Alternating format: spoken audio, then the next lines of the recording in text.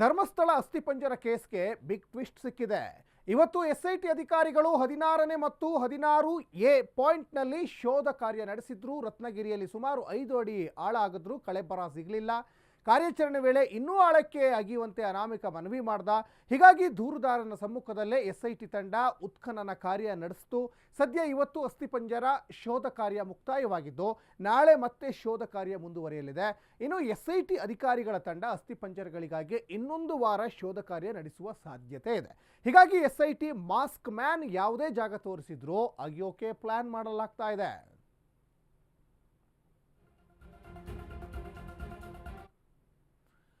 ಧರ್ಮಸ್ಥಳದಲ್ಲಿ 100 ಶವಗಳನ್ನು ಹೂತಿಟ್ಟಿರುವ ಪ್ರಕರಣ ಸಂಬಂಧ ಮಾಜಿ ಡಿಸಿಎಂ KS ಈಶ್ವರಪ್ಪ ರಿಯಾಕ್ಟ್ ಮಾಡಿದ್ದಾರೆ. ಶಿವಮೊಗ್ಗದಲ್ಲಿ ಮಾತಾಡಿದವರು, ಅನಾಮಿಕ ವ್ಯಕ್ತಿ ಸುಳ್ಳು ಹೇಳಿದ್ದಾನೆ. ಮೊದಲು ಅನಾಮಿಕ ವ್ಯಕ್ತಿ ಯಾರು ಎಂಬುದು ತಿಳಿಬೇಕು. ಒಬ್ಬನೇ 100 ಹೆಣಗಳನ್ನು ಹೂಡಲಿಕ್ಕೆ ಸಾಧ್ಯ ಇಲ್ಲ. ಹಿಂದೂ ಸಮಾಜವನ್ನು ಅಪಮಾನ ಮಾಡಲಿಕ್ಕೆ ಯತ್ನಿಸಲಾಗ್ತಾ ಇದೆ. ಸರ್ಕಾರ ಅನಾಮಿಕ ವ್ಯಕ್ತಿಯನ್ನು ಅರೆಸ್ಟ್ ಮಾಡಬೇಕು ಅಂತ KS ಈಶ್ವರಪ್ಪ ಹೇಳಿದ್ದಾರೆ. ಧರ್ಮಸ್ಥಳದಲ್ಲಿ 100 ಶವಗಳನ್ನು 1000 ಶವಗಳನ್ನು ಹೂತಿಟ್ಟಿದ್ದೇವೆ ಅಂತ ಸುಳ್ಳು ಪ್ರಚಾರವನ್ನು ಗಿಟ್ಟಿಸಿದ್ದ ಈ ಸಂಸ್ಥೆ ಹಿಂದೆ ಯಾರಿದ್ದಾರೆ?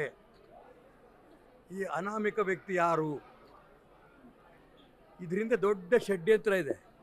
ಹಿಂದೂ ಸಮಾಜವನ್ನು ಅಪಮಾನ ಮಾಡೋದಕ್ಕೋಸ್ಕರ ಧರ್ಮಸ್ಥಳದಂಥ ಪುಣ್ಯಕ್ಷೇತ್ರದ ಬಗ್ಗೆ ಜನರಲ್ಲಿ ಅನುಮಾನ ಹುಟ್ಟೋ ದಿಕ್ಕಿನಲ್ಲಿ ಪ್ರಯತ್ನ ಮಾಡಿದಂಥ ವ್ಯಕ್ತಿಗಳು ಯಾರು? ಇದು ರಾಜ್ಯ ಸರ್ಕಾರ ತಕ್ಷಣ ಇದನ್ನು ಕಂಡುಹಿಡಿಬೇಕು. ಯಾಕೆಂದರೆ 13 ಕಡೆ ನಾವು ತೋರಿಸ್ತೀವಿ, ಅಲ್ಲೆಲ್ಲ 1000 ಹೆಣ ಹೂತಾಕಿದ್ದೀವಿ, 100 ಹೆಣ ನಾವೆಲ್ಲ ಸೇರಿ ಹೂತಾಕಿದ್ವಿ ಅಂತ ಒಬ್ಬ ವ್ಯಕ್ತಿ ಹೇಳಿದ್ದಾರೆ. ಅವನ ಹಿಂದೆ ಯಾರ್ಯಾರಾಗಾರೆ? ಅವನೊಬ್ಬನೇ 1000 ಹೆಣವನ್ನು ಹೂತಾಕಕ್ಕೆ ಸಾಧ್ಯವಾ? ಅವನೊಬ್ಬನೇ 100 ಹೆಣವನ್ನು ಹೂತಾಕಕ್ಕೆ ಸಾಧ್ಯವಾ? ಅವನ ಹಿಂದೆ ಯಾವ ರಾಷ್ಟ್ರದ್ರೋಹಿ ಗುಂಪಿದೆ? ಅವನ ಹಿಂದೆ ಯಾವುದು ಧರ್ಮದ್ರೋಹಿ ಗುಂಪು